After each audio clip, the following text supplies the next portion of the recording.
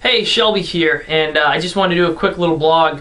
I just got done with a hockey camp with some youth hockey with the Maine Renegades, working through their main camp for the preseason, and had a couple thoughts in mind that I wanted to get out to parents and coaches and athletes about something I really tried to preach this weekend. And what I was actually talking about is what I like to refer to as efficiency, and it's something that from a coaching standpoint I'm really big on, getting athletes to learn to utilize what they have efficiently. And let me just kind of get into it a little bit like I did with the athletes, in the sense that efficiency really comes down to learning to use what you have effectively, okay? Maximizing what you have at this very moment in time. And that's a little bit different than improving performance. Now, it's not completely different, but making an athlete faster takes weeks, months, years to really improve on that and keep pushing yourself to a new level.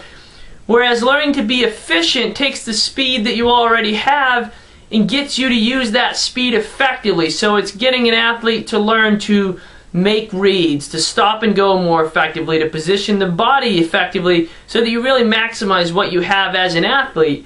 And this is something that I continually work on with athletes over the period of time, which is what I consider, what I think is one of the big reasons why a lot of the athletes that I see tend to make progress both short-term and long-term, is because we really spend the time learning to lay that foundation of maximizing your potential and doing things efficiently, and that includes game speed stuff. Game speed stuff being multi-directional, stop and go.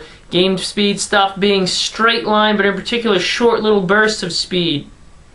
All of these things are things that we work on a regular basis over time.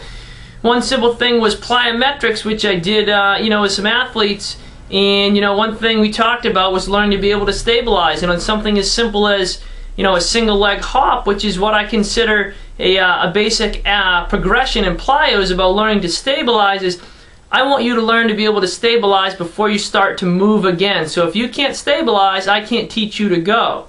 So, and that revolves around what the task is at hand. So if the task at hand is to learn to be able to stabilize, that's what you need to be able to do. So it's not just go, go, go, go, go. And there is a time and a place to work those athletes hard from an efficiency standpoint of trying to get them to do more work in less time, and that's what I consider conditioning.